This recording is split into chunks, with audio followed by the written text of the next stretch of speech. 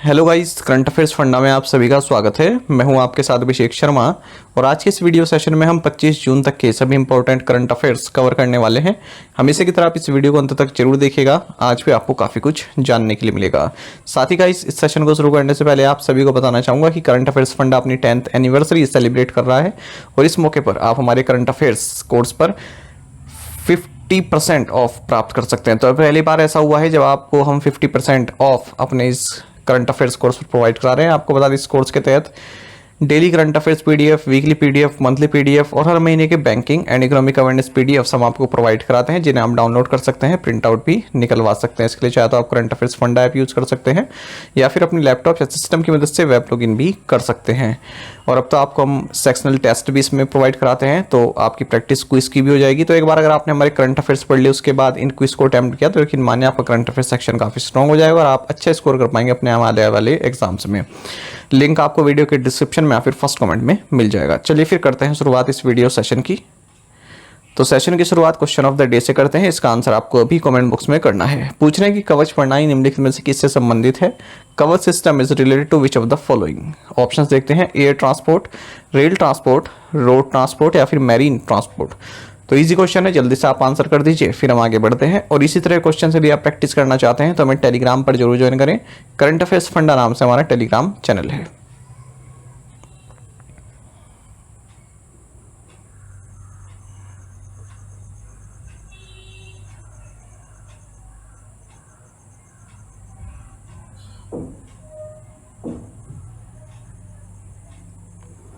When is the day of the seafarer is celebrated? नाविक दिवस किस दिन मनाया जाता है? सही आंसर ऑप्शन डी है जून 25।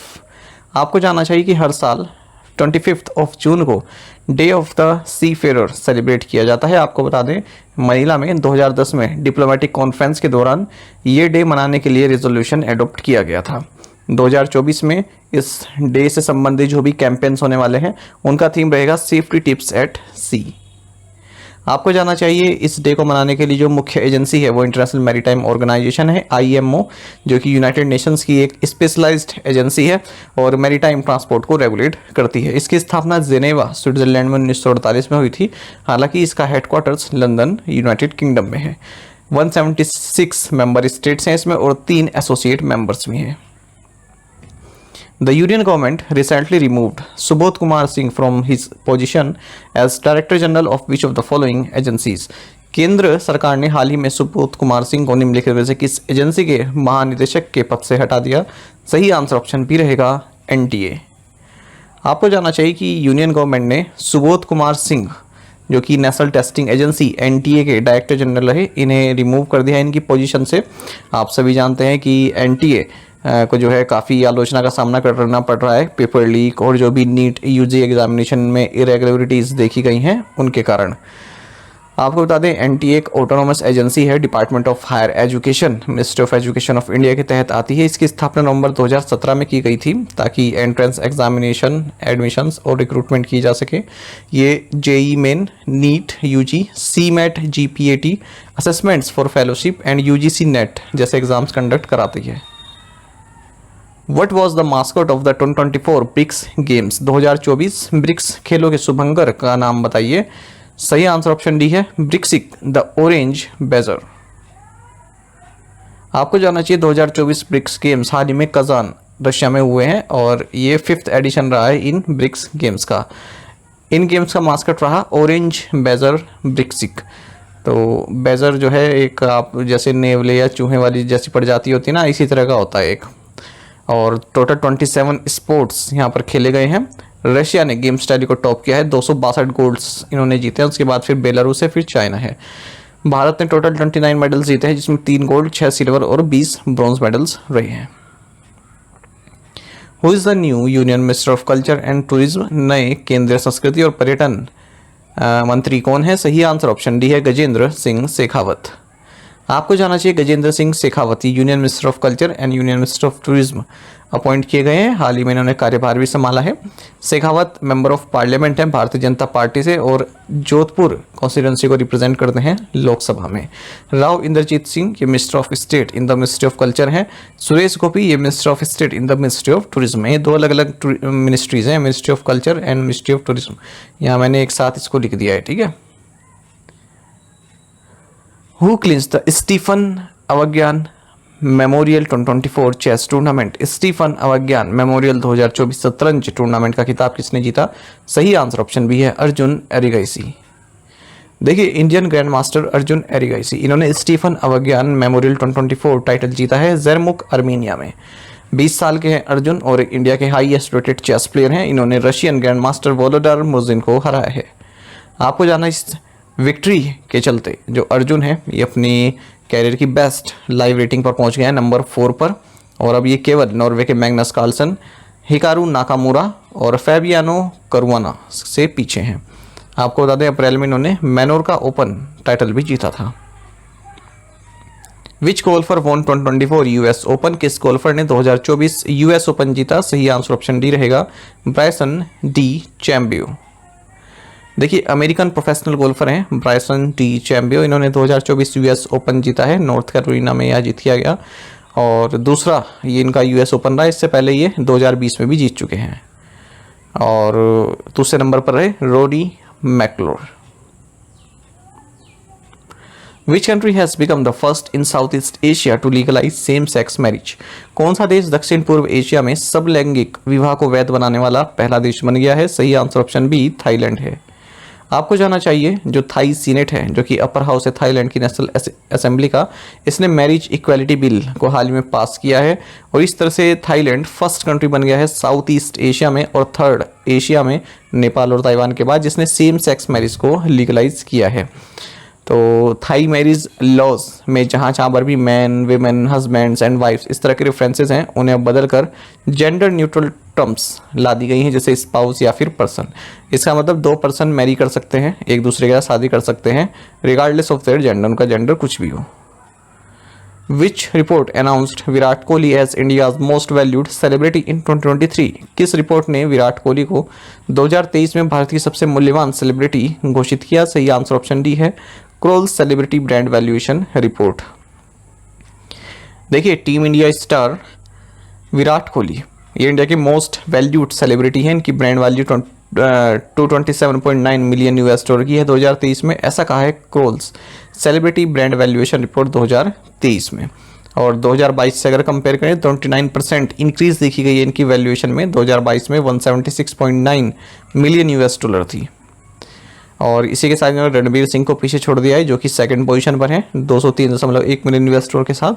तीसरे नंबर पर शाहरुख खान है, इनकी brand value 120.7 million US dollar है। चौथे नंबर पर अक्षय कुमार है, पांचवें पर आर्या भट्ट और छठे पर Deepika Padukone. Who was sacked as the head coach of the Indian men's football team? भारतीय पुरुष फुटबॉल टीम के मुख्य कोच के पद से किसे बर्खास्त किया गया? सही आंसर ऑप्शन ए है, आइगोर स्टीमेक। आपको जाना चाहिए ऑल इंडियन फुटबॉल फेडरेशन ने आइगोर स्टीमेक जो कि हेड कोच रहे इंडियन मेंस फुटबॉल टीम का, इन्हें बर्खास्त कर दिया है क्योंकि फीफा वर्ल्ड कप 2026 क्वालिफायर्स में भारत का प्रदर्शन निराशाजनक रहा है। आपको बता दें ये क्रोएशिया से हैं और क्रोएशिया के लिए फीफा वर्ल्ड कप में भी खेले। 1998 में ब्रॉन्ज मेडल जब क्रोएशिया ने जीता था। और जो भारतीय फुटबॉल टीम है जिन्हें ब्लू टाइगर्स कहते हैं, इसका कोच बनाया गया था इन्हें 15 मई 2019 को, ठीक है, जब स्टीफन कॉन्स्टेंटाइन का जो है कार्यकाल पूरा हो गया था। अच्छा, मुझे लगता है कि ऐसे बर्खास्त नहीं करना चाहिए, या तो नहीं कह देना चाहिए था कि आप रिजाइन कर दीजिए, क्योंकि ये भी एक देखिए सम्मानित प्लेयर होते हैं, फीफा में खेल चुके हैं और एक सेल्फ रिस्पेक्ट वाली बात होती है ना। और बर्खास्त तब तक किसी व्यक्ति को किया ही नहीं जाना चाहिए जब तक उसका खुद का अपना पर्सनल जो है उसमें इन्वॉल्वमेंट ना हो, ठीक है। अब कोच का क्या है तो बता सकता है, खेलना प्लेयर्स को है और प्लेयर्स भी ऐसा नहीं है कि जानबूझकर हारते हैं। तो ये जो है अब देखिए अपने देश को ही जाता है ना, यहाँ से बर्खास्त कर दिया तो एक बेइज्जती टाइप तो हो ही जाती है ना अपने देश में भी जाकर, और वैसे भी इंटरनेशनल स्पोर्ट्स में। अब जैसे बर्खास्त कर देते हैं, जैसे कोई ऑफिसर होता है, ठीक है, उसका पर्सनल इन्वॉल्वमेंट है है ना, उसने कोई लापरवाही की है या फिर उसके द्वारा कोई एक्ट किया गया है, वहाँ पर तो समझ में आता है बर्खास्त, पर इस तरह से जो है किसी प्लेयर की जो है इज्जत उतारने वाली बातें हो जाती है। खैर चलिए आगे बढ़ते हैं। What world recordist did Estonia cricketer Sahil Chauhan set recently in cricket? Estonia के क्रिकेटर साहिल चौहान ने हाल ही में क्रिकेट में कौन सा विश्व रिकॉर्ड बनाया? सही आंसर ऑप्शन सी है, फास्टेस्ट सेंचुरी इन T20 क्रिकेट। आपको जानना चाहिए कि Estonian national team cricketer Sahil Chauhan, इन्होंने वर्ल्ड रिकॉर्ड बनाया है क्योंकि इन्होंने T20 क्रिकेट में फास्टेस्ट एवर सेंचुरी जड़ दी है। इन्होंने 100 रन बनाए हैं केवल 27 बॉल में एस्टोनिया के लिए और साइप्रस के खिलाफ खेलते हुए। और इस तरह से इन्होंने जो है जो 33 बॉल्स पर जो इंटरनेशनल सेंचुरी बनाई हुई है, नामीबिया के जैन निकोल लॉफ्टी ईटन ने फरवरी में बनाई थी, वो रिकॉर्ड तोड़ दिया। और 30 बॉल में जो T20 में सेंचुरी बनाई हुई है क्रिस गेल द्वारा IPL में 2013 में, उसको भी तोड़ दिया। एक रिकॉर्ड और देख लेते हैं क्रिकेट का। ऑस्ट्रेलिया के जो पैट कमिंस हैं, इन्होंने इस T20 वर्ल्ड कप में जो चल रहा है दूसरी हैट्रिक ली है। तो एक हैट्रिक तो अफगानिस्तान के अगेंस्ट ली और एक हैट्रिक इन्होंने ली थी बांग्लादेश के अगेंस्ट। ठीक है, तो पहली बार ऐसा हुआ है कि T20 वर्ल्ड कप में जो है 2 हैट्रिक ले ली एक ही बॉलर ने। Which agency awarded the risk manager of the year award 2024 to the RBI? पूछ रहे हैं कि किस एजेंसी ने RBI को risk manager of the year award 2024 से सम्मानित किया? सही आंसर ऑप्शन डी है, सेंट्रल बैंकिंग। देखिए, सेंट्रल बैंकिंग एक जानी मानी पब्लिकेशन है, हेडक्वार्टर्स इसका लखनऊ में है, लंदन में है, माफ़ कीजिएगा। इन्होंने रिजर्व बैंक ऑफ इंडिया को risk manager of the year award 2024 प्रदान किया है। RBI के एग्जीक्यूटिव डायरेक्टर मनोरंजन मिश्रा ने यह अवार्ड RBI के बिहाफ में रिसीव किया। This prestigious accolade highlights the RBI's significant progress in cultivating a robust risk culture and heightened awareness, solidifying its essential role in maintaining the stability of India's financial system. How many winners were announced for the बाल साहित्य पुरस्कार in 2024? 2024 में बाल साहित्य पुरस्कार के लिए कितने विजेताओं की घोषणा की गई? सही आंसर ऑप्शन डी है, 24। आपको जानना चाहिए कि साहित्य अकेडमी ने 23 राइटर्स की अनाउंसमेंट की है, जिसमें इंग्लिश राइटर के वैशाली और हिंदी ऑथर गौरव पांडे हैं, जिन्हें युवा पुरस्कार दिया जाएगा 23 लैंग्वेजेस में। और नेशनल अकेडमी ऑफ लेटर्स यानी कि यही साहित्य अकेडमी, इसने 24 विनर्स अनाउंस किए हैं बाल साहित्य पुरस्कार 2024 के लिए। यही हमारा क्वेश्चन भी था। तो जो युवा पुरस्कार अवार्डीज हैं, इन्हें भी 50,000 रुपये मिलेंगे और जो बाल साहित्य पुरस्कार अवार्डीज हैं, इन्हें भी 50,000 रुपये प्राप्त होंगे। According to Mercer's Cost of Living Survey 2024, which is India's most expensive city for expats, Mercer के कॉस्ट ऑफ लिविंग सर्वे 2024 के अनुसार प्रवासियों के लिए भारत का सबसे महंगा शहर कौन सा है? सही आंसर ऑप्शन बी, मुंबई है। देखिए, 2024 मर्सर्स कॉस्ट ऑफ लिविंग सर्वे के अनुसार मुंबई, जो कि इंडिया की फाइनेंशियल हब है या फाइनेंशियल कैपिटल है, ये इंडिया की मोस्ट एक्सपेंसिव सिटी है एक्सपैट्स के लिए। और जैसे personal care, energy, utilities, transportation, house rent, सब में ये महंगा है। हांगकांग वर्ल्ड की मोस्ट एक्सपेंसिव सिटी है एक्सपैट्स के लिए। मुंबई 11 पायदान ऊपर चढ़कर 136 नंबर पहुंच गई है ओवरऑल अगर हम बात करें ग्लोबली। और दिल्ली 164, चेन्नई 189, बेंगलुरु 195, हैदराबाद 202, पुणे 205 और कोलकाता 207। एशिया में मुंबई 21वीं मोस्ट एक्सपेंसिव सिटी है, वहीं दिल्ली 30वीं मोस्ट एक्सपेंसिव सिटी है। How many Indian schools are shortlisted for the world's best school prizes? विश्व के सर्वश्रेष्ठ स्कूल पुरस्कारों के लिए कितने भारतीय स्कूलों को चुना गया है? सही आंसर ऑप्शन बी है, 5। आपको जानना चाहिए, annual world's best school prize दिया जाता है यूनाइटेड किंगडम में। तो यहाँ पर जो टॉप 10 शॉर्टलिस्ट स्कूल किए गए हैं अलग अलग कैटेगरीज में, उसमें 5 तो इंडियन स्कूल्स भी हैं, ठीक है। और 2 स्कूल इनमें से मध्य प्रदेश से हैं और एक दिल्ली से, एक महाराष्ट्र से, एक तमिलनाडु से। और जो भी विनर होंगे अलग अलग कैटेगरीज में टॉप 5, उनको $50,000 का प्राइज़ प्राप्त होगा। तो जो इसमें 5 प्राइज़ मिलेंगे, ये एक तो होगा कम्युनिटी कोलेब्रेशन, दूसरा होगा इन्वायरमेंटल एक्शन, तीसरा होगा इनोवेशन, चौथा ओवरकमिंग एडवर्सिटी और 5वां होगा सपोर्टिंग हेल्थ लाइफ्स। ये अवार्ड दिए जाते हैं यूके हेडक्वार्टर T4 एजुकेशन के द्वारा। कोविड के दौरान इन अवार्ड्स की शुरुआत की गई थी।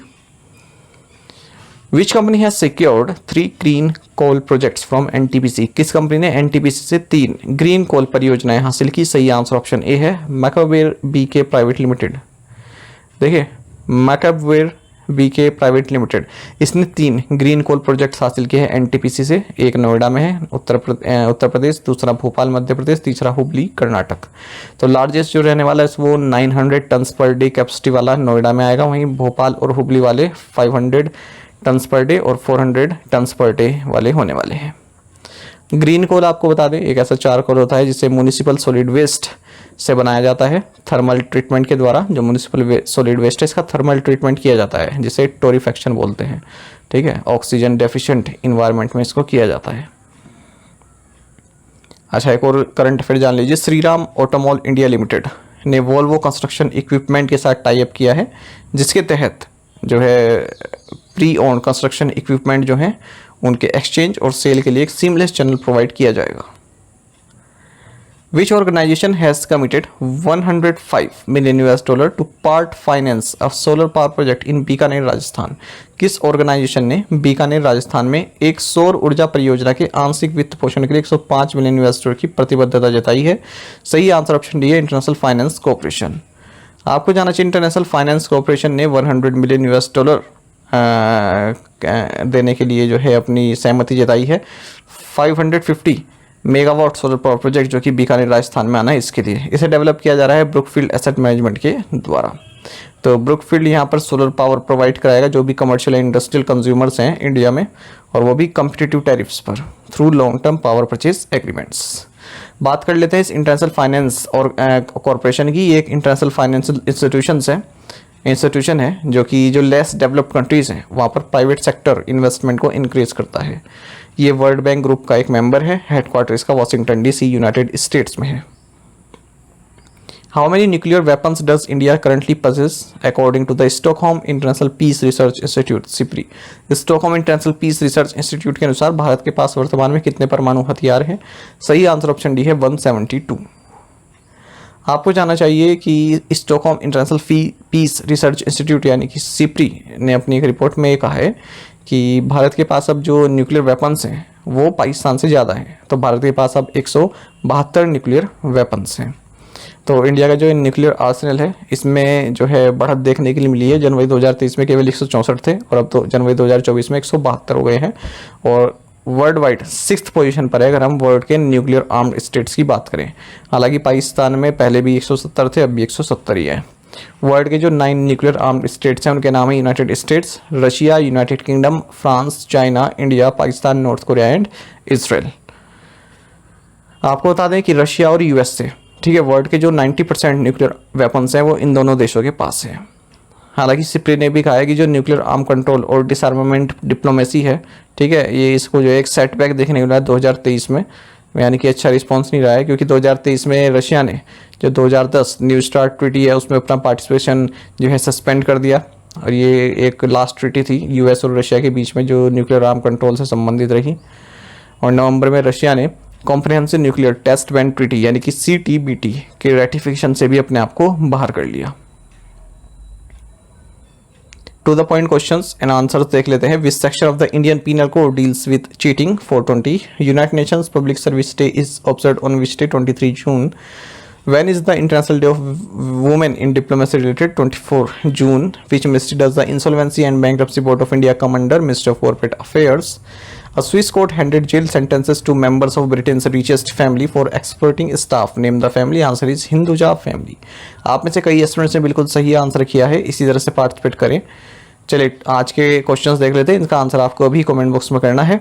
The region Apulia is in which country? हाल ही में चर्चा में रहा एक बहुत बड़ी समिट यहाँ पर जो है आयोजित की गई।